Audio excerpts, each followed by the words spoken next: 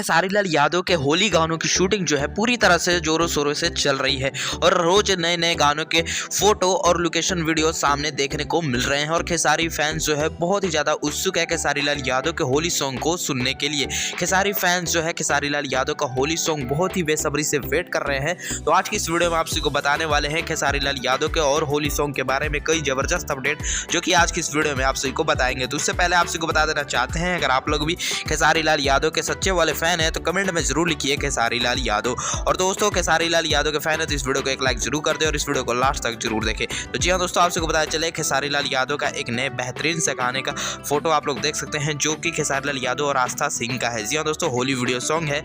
आस्था सिंह आप सबको याद होगी जो कि खेसारी लाल यादव के साथ एक बहुत ही बड़ा ब्लॉकबस्टर हिट गाना उन्होंने दिया है जिस गाने का नाम है ट्यूशन वाली। इस गाने को रिलीज किया गया था आदिशक्ति फिल्म्स पर। इस गाने को जो है बहुत ही अच्छे खासे व्यूज मिले थे और ये गाना जो है आदिशक्ति फिल्म्स पर रिलीज किया गया था। फिलहाल दोस्तों खेसारी लाल यादव और आस्था सिंह का होली सॉन्ग आप सभी के बीच में रिलीज किया जाएगा। ये गाना पूरी तरह से शूट भी हो चुका है। पहले दोस्तों आप सबको बताया चलिए ये गाना आदिशक्ति फिल्म से ही देखने को आप सभी को मिलेगा और दोस्तों ये गाना बहुत जल्दी देखने को मिलेगा आप सभी को।